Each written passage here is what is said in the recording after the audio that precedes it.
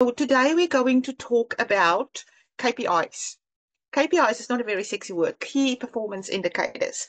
So if you were part of the previous VIP program, then you might have seen me talking about this. I've always talked about this in the VIP program because these are the things, sorry, language. These are the things that you need to keep an eye on if you want to land your job. And these are the things that will indicate whether you are doing a good job of being successful at the different strategies. So I'll talk a little bit about the strategies, how to check if they're effective, and then that will give you a way to make sure to measure whether these strategies are effective. Now, in this session, I'm just going to go through it very quickly and sort of broadly and superficially. If you have any questions, other than this, or you have any questions that are different to this or in-depth questions about this, please let me know. You know where to find me. So let me know if you have any questions. So the reason we're doing the job search strategies like we're doing, if you're working with me one-on-one, if you're in the job search for $25 program, you will know that I always talk about these alternative job search strategies, right? The ones that are different to applying online. But for you guys who want to land jobs from a distance, you are international candidates. You will basically have four things that you can do, four different strategies. There is a fifth one. I'm not going to talk about that today, but for you guys, online applications. Most people are doing that, right? They see jobs online, they want to go apply. That's what you're trying to do. Direct approaches, which is the virtual door knock. If you're new here or if you're watching this and you're not part of my VIP program or Elite program, and you're not part of the Job Search for $25 program, you might have not heard about the virtual door knock. It is a strategy. Hi, Mike. See you there. It is a strategy where you can actually go and approach your employers that you have curated, list of employees directly. Connections, relationship building with the Magic 100 is a strategy where you build a list of 100 to 500 people inside those employers. And the influencer strategy is literally where you get to a point where you attract opportunities. So those are four basic strategies available to most of you. Those ones all have measurement. You can check whether you're successful at them. And this sometimes comes as a shock to people, right? When I speak to, Mike, you will know this. When I spoke to you the last time, I said, let's check, how successful are you? Have you done these things? And oops, you haven't. It's not like you've done wrong. It's just an indicator that you're not there with that strategy. And that is it. That's all we do, because I have learned through 16 years of doing this. If you hit these KPIs, you will be successful. There's no question about it. Yeah, sometimes people think they hit the numbers, but then they're doing the content of it a bit difficult or wrong, and then they're not actually hitting those numbers. But generally, if you hit these numbers, you'll be sweet. You'll be fine. So let's look at those things. I'm just going to quickly say, when you start job search as an international candidate, you're going to apply that online applications first, because it's our default position, right? We've learned to do this 25 years ago when internet became a thing.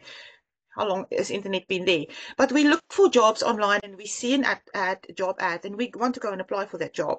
That's the default position. That's what 95% or more candidates do. They just go and wait for jobs to be advertised and they apply. They've got such a small chance of getting through because of certain things. It'll go into a little bit of depth in a minute. But it does not work as they think it should, and they land in disillusion ditch.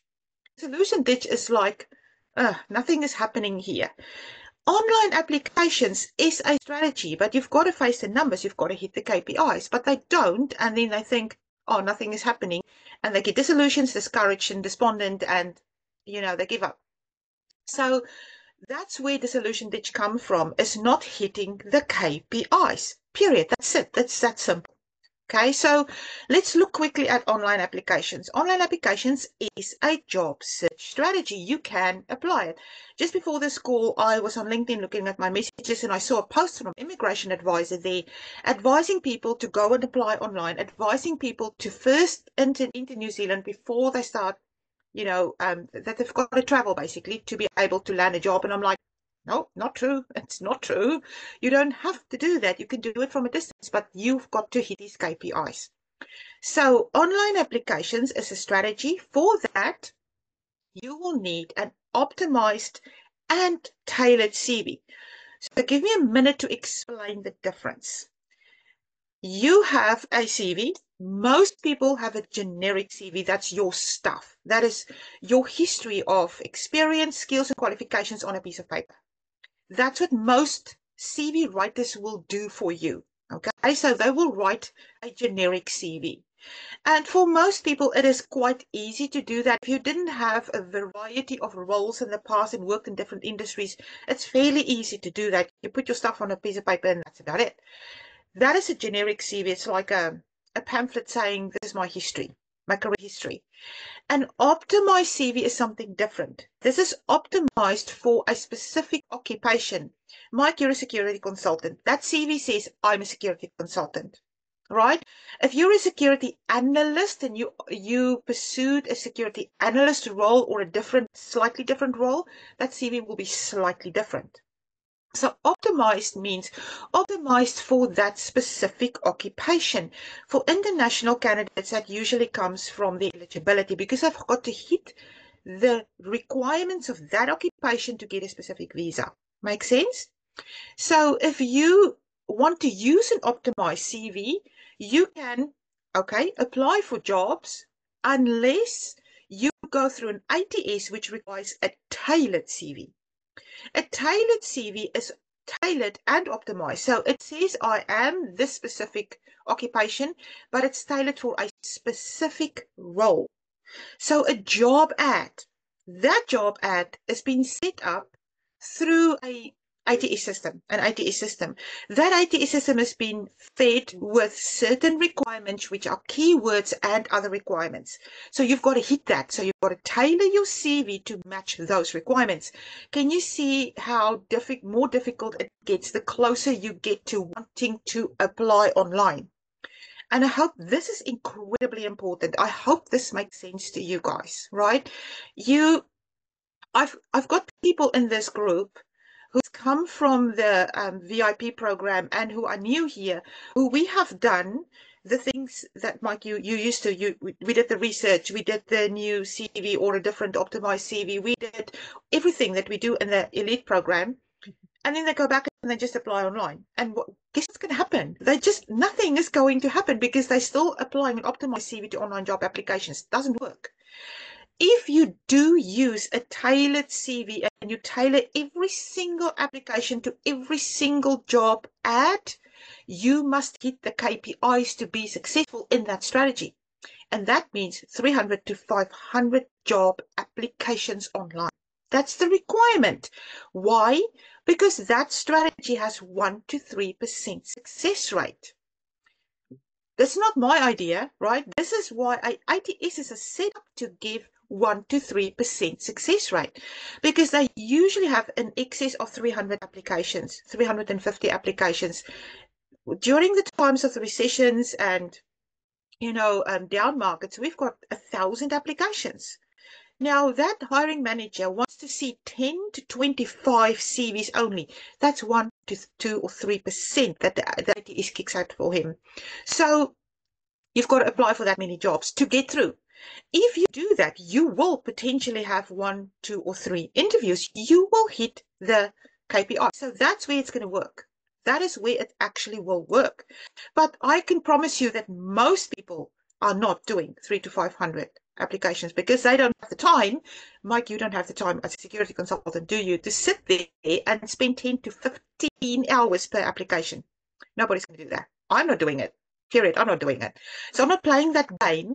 It's too little return on investment. That is why I'm not a fan of this strategy here. I'm thinking, wait, there should be something else that you can do instead of going to compete with everyone else at the same place with the same CV because everyone else is now doing it. The new thing is now candidates are putting those applications through AI.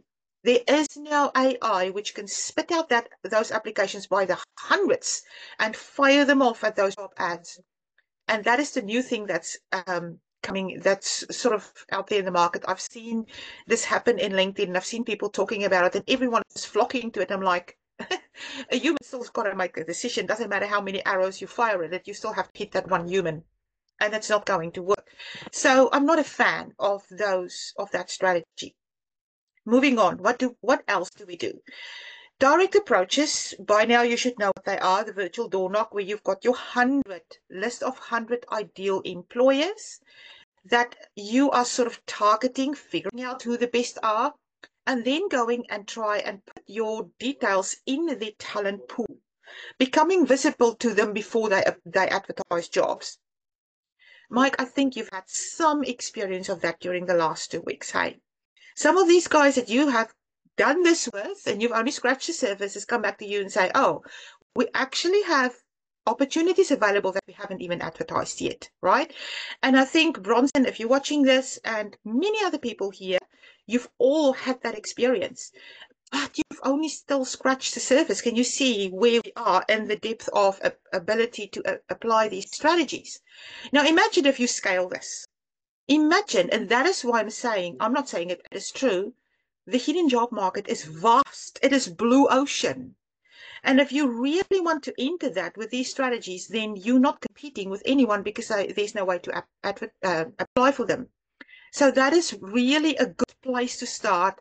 It is not a technically difficult strategy. You literally have to get your details into a talent pool. And if you really go through a couple, you know what to do with them.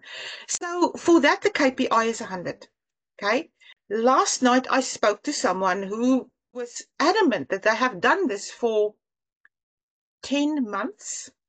Okay, 10 months, and it's not working. And the first question I asked him, he's not a client of mine, but I was talking to him on LinkedIn from the USA. And first question I asked him is, how many have you done? And he said 49. And I'm like, you're not even halfway there, brother. So just keep going. But on the flip side, you also want a value profile so that when these employers come back and see your profile, they don't have a choice of but you. So that's two things you've got to make sure of. You've got to be the best candidate as well. But if you do this correctly, you will literally have 15 to 40% hits. Now, hits are approaches, acknowledgements, interviews, offers, whatever. Those things are where that's the visibility showing. Okay, that's the visibility showing. What I mean with visibility is actually you getting through.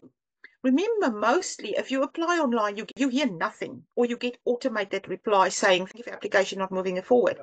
But if you hit the visibility, you're going to get people, actual human beings coming back saying, oh, thank you for this. We don't have an opportunity now, but maybe in the future. But you can see it's a human that's seen your application or get back to you, interact with you, or actually coming back and say, hey, we actually want to talk to you, whatever. Those hits can be measured, right? They can be measured. Mike, you're at that stage. You can see people come back to you. You can see them checking your LinkedIn profile, right? So that is where you literally have to go and check your LinkedIn profile. That is where you've got to go and see who has viewed your profile. You will have some approaches without applying online, and you will have some LinkedIn profile views. Okay, so this is where you can start seeing visibility working. It's not huge yet, but it does take time. Also remember, this happens over time because all you've done is put it in the pool. You haven't really made it that visible. You're waiting for someone to go to the pool, and every employer has a pool. Are you clear on this, Mike? Are you clear where you are? Make sense? Yes, and I can attest to that. It works. I mean, just the direct approach. How many people I've spoken to who said, "Hey, you know what?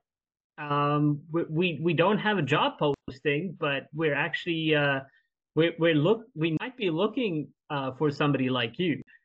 It's still the very early stages. Yeah. And that makes sense, right? The early bird catches the worm. Yeah. The nice thing about this is, and you only have to do enough of this to land your offer. I can honestly say, and this is not a secret, actually, I don't say this often, but most people I work with who do this properly do not even have to move beyond this stage, because this is where they land offers, because this is where they become visible, right? You only need one. You only need one to move forward. And I think this is where Bronson has gone to. The nice thing about this, though, is you have no competitors because this job has not been advertised yet. No one could apply. So in this sense, you can literally negotiate the best deal if you were, if you start engaging and interacting with these guys at this point. Good. This is the beauty of visibility, is being the most visible and the most valuable. You're in the front of the queue, period. That's it. So never forget that. Okay, let's move on. I don't have much time left. Cool.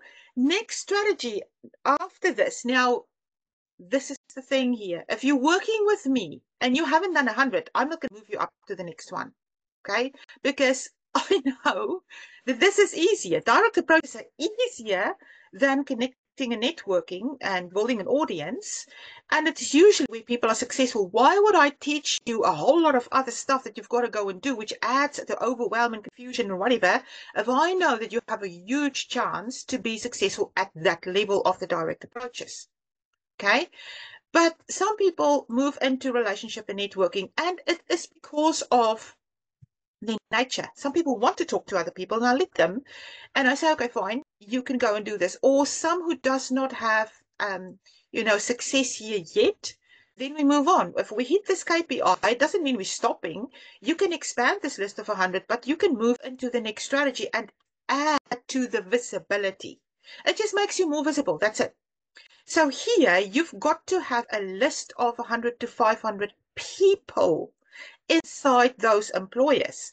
And those need to be specific people, hiring managers or recruiters, not just anybody, specific people. Now, Mike, you haven't done this yet, have you? You don't have 100 to 500 people yet. You only, I don't know how many you have this morning. I checked last week and there were like less than 50 there, right? And you've already had a huge amount of hits. So when you move into this, you're going to start interacting with humans, with individual people. First phase is building an audience. And by the way, I'm going to give you this PDF, and I've linked through some training videos about these things here. So if you're watching this after, you can actually go through. And these training videos are open for anyone to watch. If you're not a part of our group, you can go and watch those training videos. It talks a little bit about how to implement those strategies. So phase one is building that list. Phase two is interacting with that list. That is engagement. I think, Mike, you started this last week, this week, right? Building connections. Yeah, really about the last week. And I'm up to 40, around about 45 connections now. But yeah, it's a mixed bag, but the bulk of them are hiring managers or managers in cybersecurity roles. Perfect. I'm not going to go into depth here, but this is incredibly important, is to have the right audience, the right people. You can't just have anyone, and in your industry, in your niche, it may be different to someone else. If you're going for huge, big companies, then you're going to target the department head or the group head or the hiring manager or the people leader in that group. If you're going for smaller companies with 10, 15, 20, maybe 50 people, you're targeting the boss, the owner, the founder, the general manager of that company, because he makes all the decisions. So it depends on your niche and your industry and where you're going, what you want to target. But it's really important to make sure you have the visibility of the right people. Okay. Now, if you do this correctly, both phases here, then that strategy will lead to 40 to 80% success rate. Okay, this is where you're going to talk to people, actually engaging with them. There's a variety of engagement actions you can take. This second video here is the one I did, I think, a week or two ago in training here on this group. And I talked about a little bit about how to start those engagements. This is where you're going to see your LinkedIn profile view spike. Okay, Mike, have you had that yet? Have you seen anything yet? It's early days, but you should see some improvement. Yes, I have. That I've seen actually people like CEOs look at my LinkedIn profile in the past few days. So and it wasn't even people that I reached out to. So I honestly I don't know how they got to my LinkedIn profile, but that doesn't matter. What matters is that yes, there's an uptrend. It's still very early though. I mean, I've just been making these connections in the past week, so it's still very early, but yes, there's a very, Perfect. very definite uptick. Perfect. Awesome. Now, that is where you will get a spike in your LinkedIn profile views. Someone else I'm working with, 2000% increase, which is like, I think he had 900 views or something over a 2-week period, which is huge. That is massive, massive visibility. Now, 900 people coming to your profile in 2 weeks and seeing the best of the best. What do you think will happen? You know, it's inevitable that you will get someone reaching out and going, holy heck, yeah, we want you. I do not believe in scarcity. I believe in abundance. I believe in whatever market, there's always a queue. There's always opportunity. There's always a queue. The length of that queue is determined by economics, whatever, right? But there's always a queue. You just have to make sure you're in the front of the queue. And that's the most valuable candidate and the most visible candidate. So if you're there, there's no way you can't have a job. There's no way you can't have more than one offer.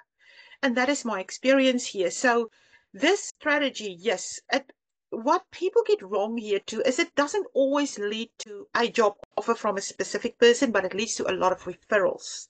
You'll get a lot of referrals out of this. Oh, maybe this person know about you, and in time they will tell someone else, because this is how things work, especially in New Zealand, which is a small country with connections, 2 degrees of separation. Everyone knows everyone.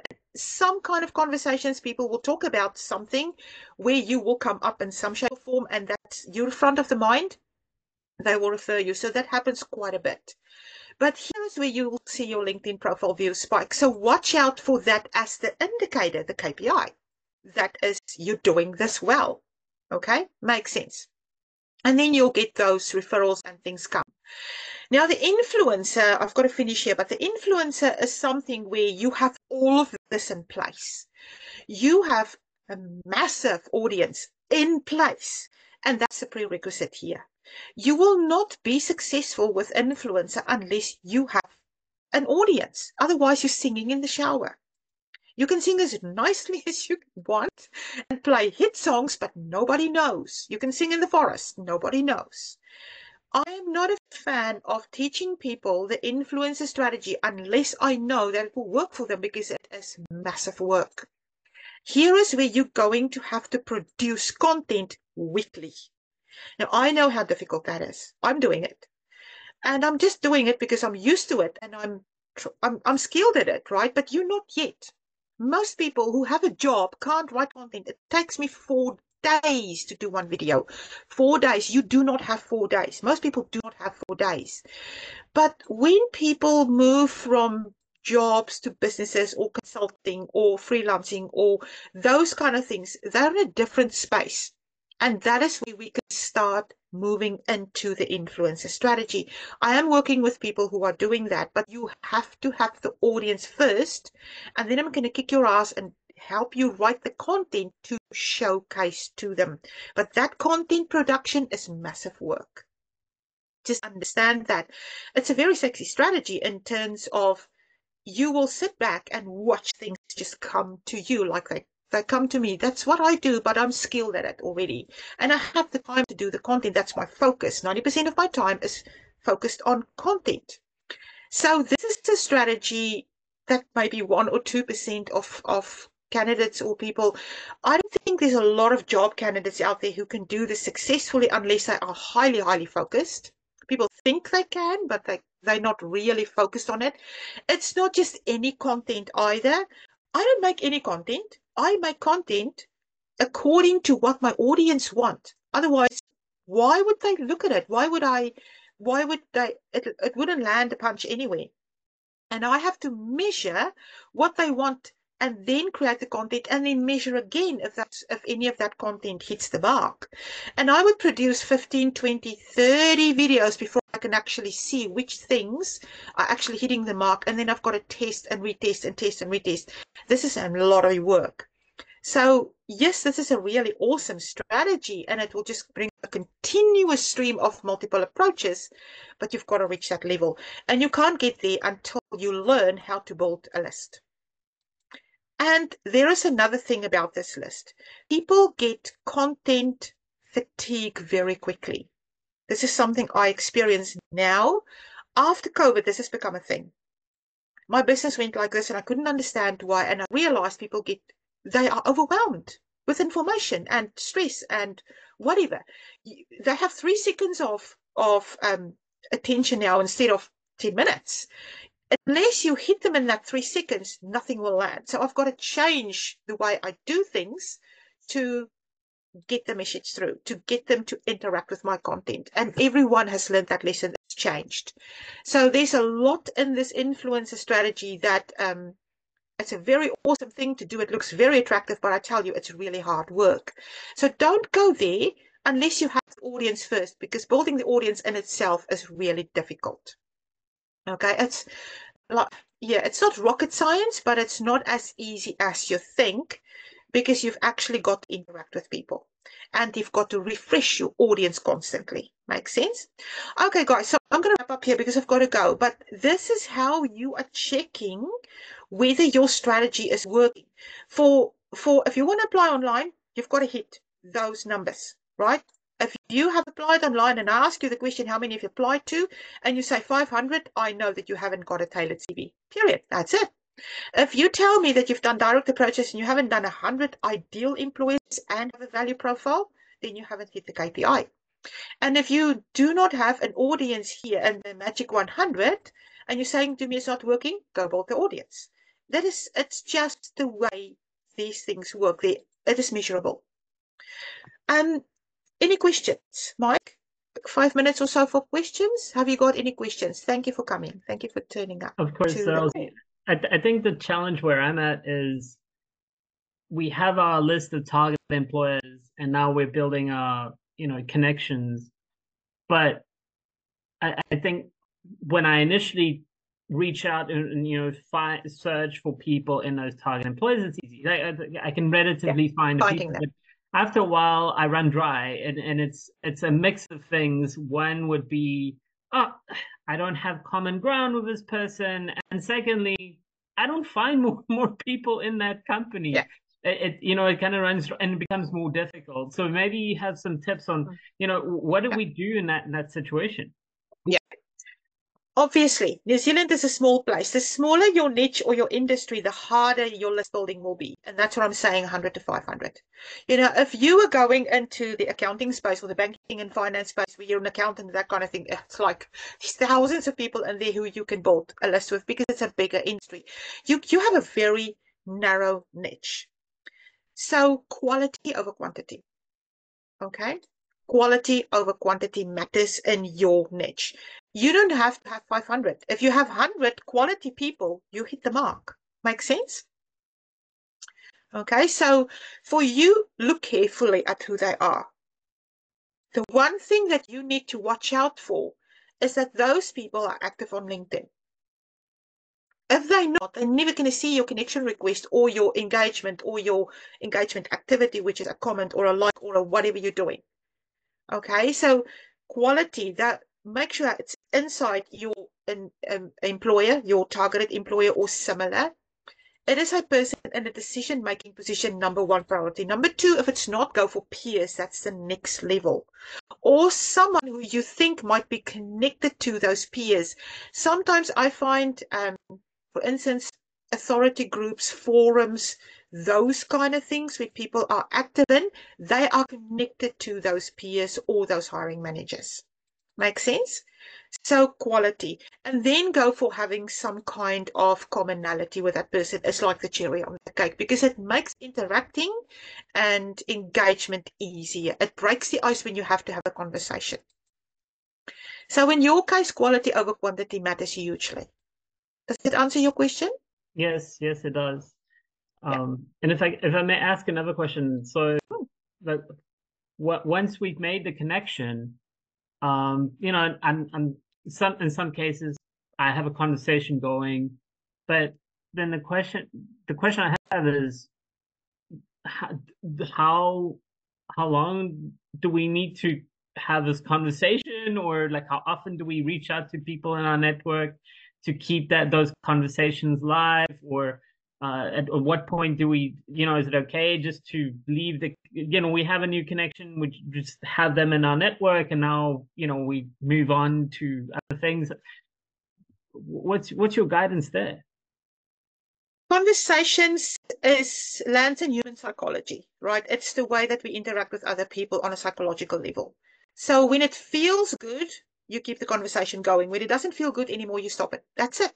That's how simple and natural it is. Imagine yourself having that conversation with the person sitting in front of you. If you can't have a conversation, you want to get up and move away, that's the time you stop it. And that's your first indicator. There are a number of things that you can do to keep it going, like always leave them with a question.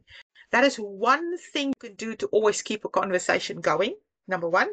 Number two is always to talk about that person and not about yourself. The moment that you start talking about yourself, you will see that conversation drifting off, or that person not wanting to communicate anymore because it's not interesting to them. People want to talk about themselves, not about you. It's like dating. Okay? So if you remember those two things, it's enough. Do not do not push it. Make sense? And let it feel natural. If you're really interested in their business or what they're doing or something they posted or in their whatever it is that you're involved in with them and you really want to know, it will feel natural to you to go back to them with a question. Okay? The other thing is be patient. People are busy, right? It takes time. I think I showed you my scorecard the other day, how I keep track of my conversations. I am now 5 or 6 weeks in. Literally, the people that I started conversations in week 1 or 2 are now coming back to me. And we're having more conversations that go to a deeper level, and they're answering the questions that I asked them way back then, and I'm going to the next level with them, and I'm now offering services or offering something or doing something that will make them take action. Okay, and that is where the second phase of engagement becomes difficult. That's why I'm saying your direct approach is an easier thing. Conversations, people think, oh, I'm just going to connect to people and that'll be the magic 100. No, you've got to actually have conversations with real people, and that's the difficult part. There are not very few, but not a lot of people want to have those conversations. They're afraid of having conversations with people they don't know. They just don't know how to. There's a whole science around conversations. For you, I'm making this a long answer, but for you, let it feel natural and don't push it. If it doesn't feel good anymore, move away to something else. Go do some more direct approaches, go connect with some other people, find someone else, or literally walk away from the thing and go enjoy life out there. Seriously, I do that. If things become hard, I just move away from it. I do not let it influence my energy, because at the point where it influences your energy and you struggle, you're going to struggle with everything, not just that thing that you're busy with. Make sense? You move into that emotional scale that we talked about last time, because we're touching on psychology and human emotions here.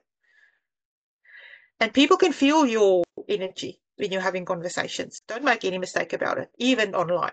They can feel your energy. So don't push it. You do not need to push it. Okay? If you felt you've done enough, you've done enough. You are doing exceptionally well. Just keep going. Just keep going. Do not stop, because you've got momentum. Do not stop. And a lot of other people, if you're watching this, you're doing well. If you've done this and you're in this, I know it feels hard. It will never feel easy. This is big and special, not cheap and easy, but you are doing well. Move forward. One more direct approach. One more person in your network. I'm now at the point where I see people and I see like 10. Oh, wow, I haven't even realized that I could see them. It sort of becomes now visible to me. Why have I not seen these people before? And I don't even send them a message anymore. I just connect. Oh my word. 2 days later, I've got 6 more connections that I haven't even sent messages, and I'm like, wow, this is working. It wouldn't have dawned on me before. It is sort of an expansion of your skill in how to do this. It will come. Keep going, moving forward. Make sense? More questions? All good. You're doing well. Keep going. Okay, we'll catch up later this week. I'll let you know. Awesome. I've got to go, guys. I'm sorry, but I hope this helps you. I'll put this PDF in the group so you can pick up there if you want to. But this here, these last two columns here, you will know whether you're successful at this if you keep checking this kind of thing. This is the high-level KPI of each strategy. Make sense? Cool. Okay, good. I hope you have a good day. Take care. I will talk to you again, Mike. And if you're watching this again outside the group or wherever and you have questions, please let me know. You know where to find me. If you're interested in working with me one-on-one, there is a link here below that you can click on and the PDF will make it clickable and you can come through and let me know if you want to work with me. I will check you again next time. Take care. Bye.